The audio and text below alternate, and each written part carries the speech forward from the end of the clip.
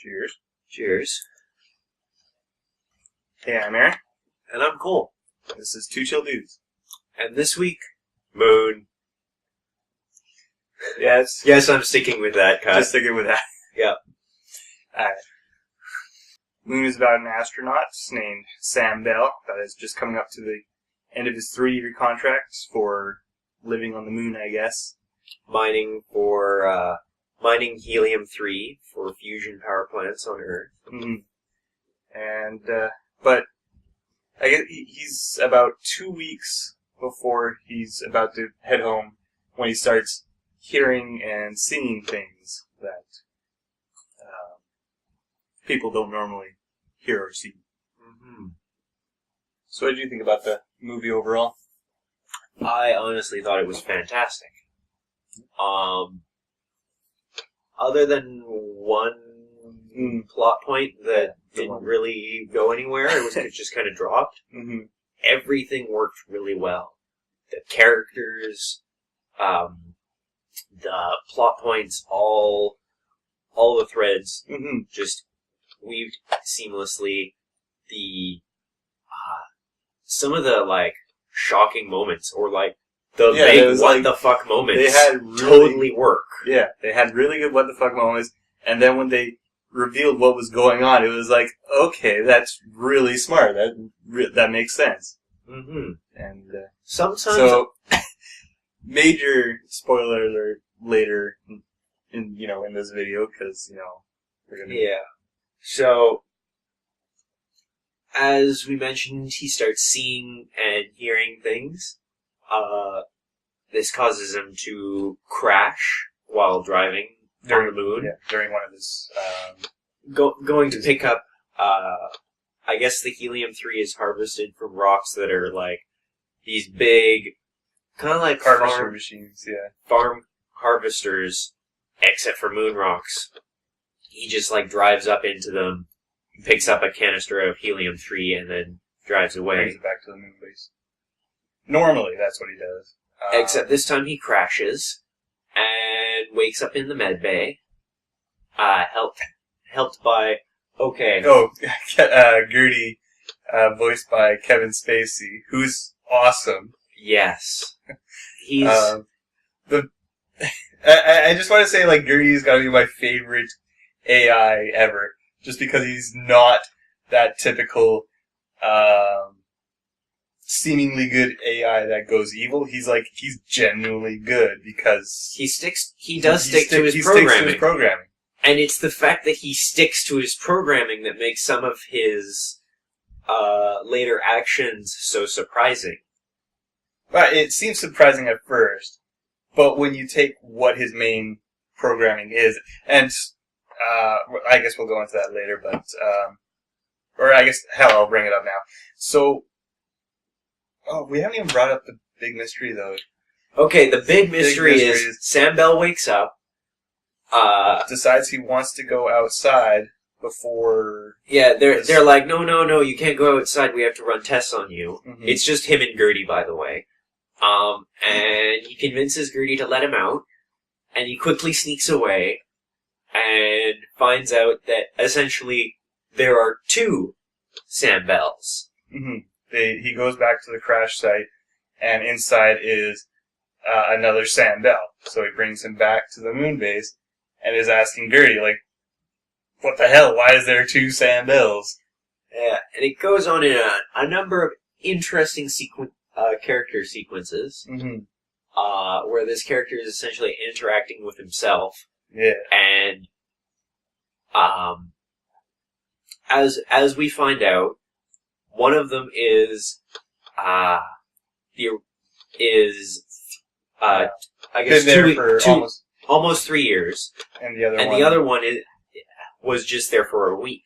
Yeah. So you got an older Sam Bell and a younger Sam Bell, pretty much. Yeah, well, one that's been isolated on the moon for 3 years, and one that's just got there and is fresh and is ready to go, and has a really different way of thinking about things. Mm-hmm. Yeah, and definitely they show the isolation is kind of messed with how the older Sam Bell handles things.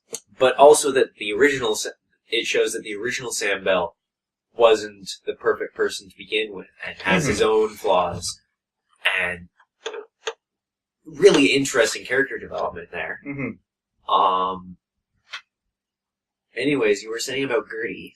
The important thing about Gertie, the big reveal about these two Sam Bells is that they're clones. And instead of keeping this information from Sam, he actually helps him. He's the one that straight up tells Sam Bell, "You are a clone. This is something that we do every time we lose a Sam Bell. You get replaced, and this is the one time where a Sam Bell has gone out and rescued another one." Yeah, it's kind of it falls in between the cracks in his programming, and there's now two Sam Bells, and one of them was expected to be dead, but now isn't, and so he's like, "Why are you helping me?" Because that's what I do. I help Sam Bell. That is my mission. That's his main program, is helping Sam Bell. And it doesn't matter that there's two of them. His job will always be help Sam Bell. Yeah. And he does it a great job of it. And even when the big evil corporation that runs this mission sends out a rescue team, glorified cleanup crew, probably just there to make sure the original's dead, and the other one is scrub everything so that the next one doesn't know anything. Yeah. Even when they send him out, Gertie's like, "Oh, here's how to escape." Yeah, he explains, I've got cameras that watch everything. If you want to delete that information, you're going to have to reset my memory. And Sam Bell's just like, "Oh, wow, are you okay with that?" It's like, of course I am. It's just, Gertie is awesome. Yeah. He's the best AI ever. He kind of throws you for a loop because he's so plain and it's so original. Yeah, no, Gertie's awesome. My favorite character. Yes. My favorite AI in film ever. I do like how he sometimes just disappears for long stretches. Just sort of leaves. You'll be sitting there and you'll be like, where the hell's Gertie been for the past 10, 15 minutes? What is he doing? He's just sitting over there calculating the last digit of pi or something? Yeah, he does. Gertie just does what he does. But yeah, so basically, they're both of them are clones that, and the newer one was supposed to replace the old one. But what sort of sets this whole story, or what makes this event in the clone thing different is that the older Sam Bell crashes, which is outside of the moon base. Normally, that's not what's supposed to happen.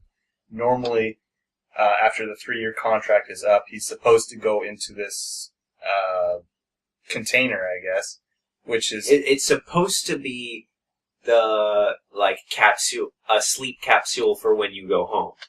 But in reality, it's incinerator. That instantly zaps him into dust, and then Gertie comes and hoovers him up, and it's kind of weird to watch. It is.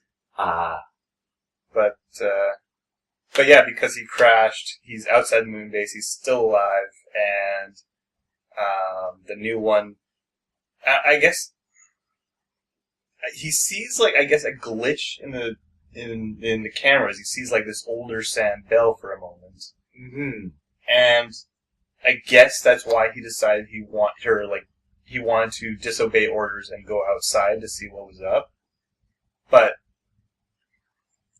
That's, again, it is there was a glitch in the system. Also, he's like, "Let me go out."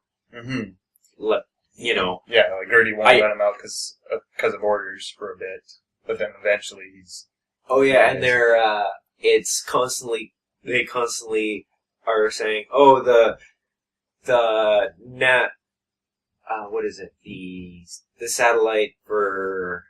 ComSat." The ComSat is always... they can't have any live feed. They have to record their messages and and then send it to headquarters. Or their family. Or their family, yeah. They have, right. So he's essentially had this same, cause the real Sam Bell has a girlfriend or a wife. Or something like that. And a daughter as well. A daughter named Eve, who comes up later in the story. Yeah. And I guess he's been having this same relationship over and over again, because it's revealed that his real girlfriend died a few years ago, and his daughter is now 15. I think. And the original Sam Bell is still alive, just doing fine.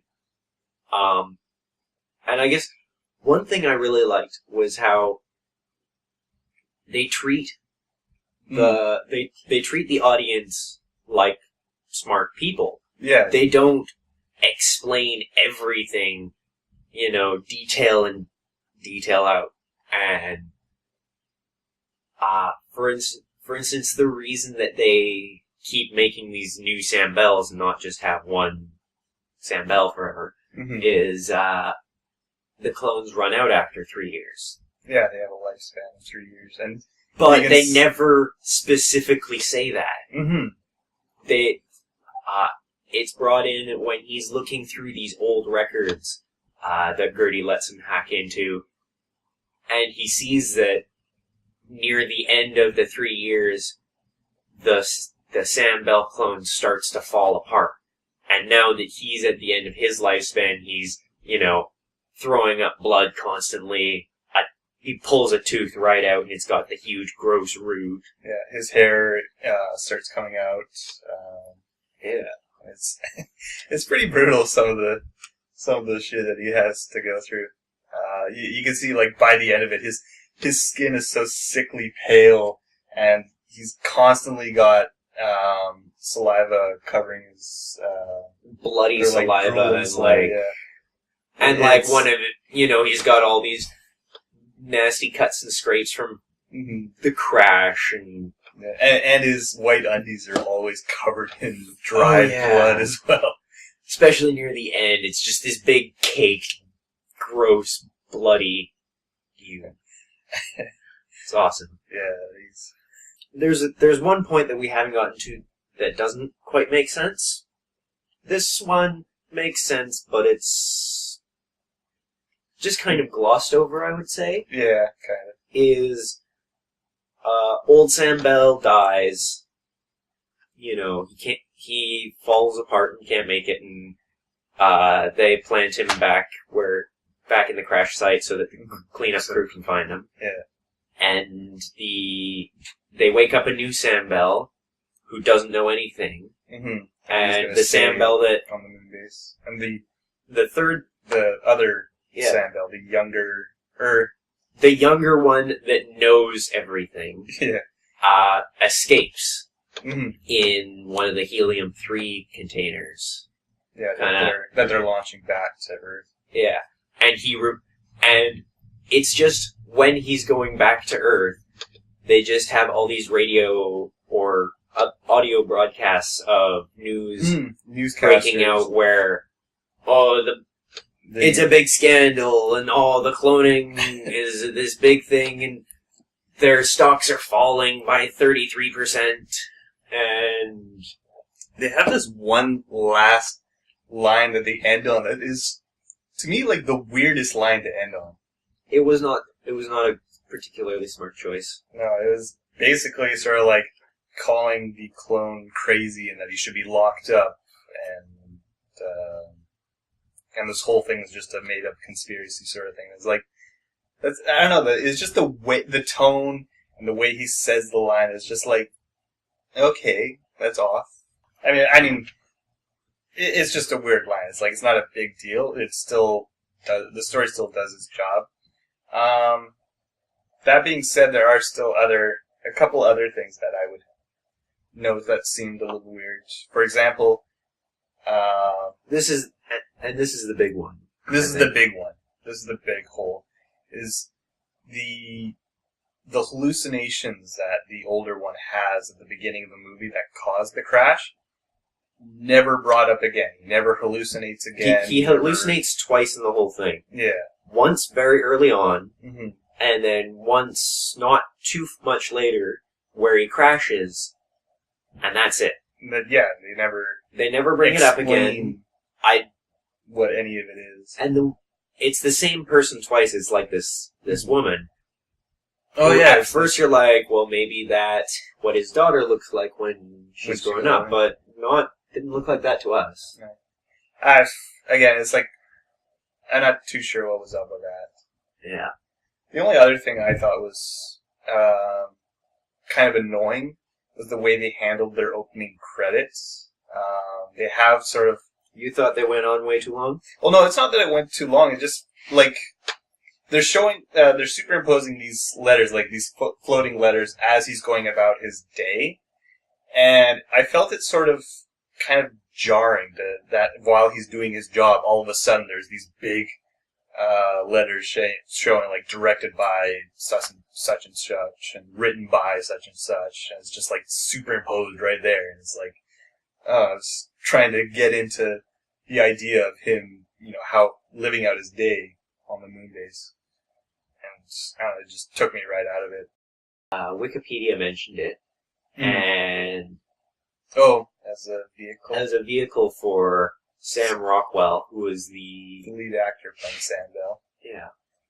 And it said that it was written as a vehicle for him, and you can tell that. Mm-hmm. It's essentially him talking to himself with robot Kevin Spacey on Prozac in the background. Mm-hmm. Perhaps you were imagining things. I constantly felt that Gertie was really, really relaxed, even for Kevin Spacey's voice. And that man has a nice, relaxing tone. He does, yeah. But yeah, no, it's, Sam Rockwell's got actually a pretty decent... yeah, I don't see why he really needed a vehicle. Yeah. I guess all of his roles, or most of his roles, is always been pretty downplayed. I guess. So I guess this was a chance for him to just have a whole movie dedicated to him. And it was. And he did well. Mm-hmm. But other movies that he's played in would be Justin Hammer from Iron Man 2. If you guys remember how silly he was in that one. I never saw it. I don't know. But for the audience sake. What else was he in? He was in he was Hitchhiker's Guide to the Galaxy. Right, he was in the new version of that as Zaphoid Beeblebrox, opposite Martin Freeman, of course. Any final thoughts? I thought it was an excellent movie. I really enjoyed it. Highly recommended. Mm-hmm. Until next time, cheers. Cheers. Second, Stinger material? Yes. Which, I want to do, which connects him to... You wanted to do the Yes. I was thinking about that when you brought it up, which, opposite to Martin Freeman, which is like, is he going to bring it up? And then you didn't. I didn't. I saw it in your eyes.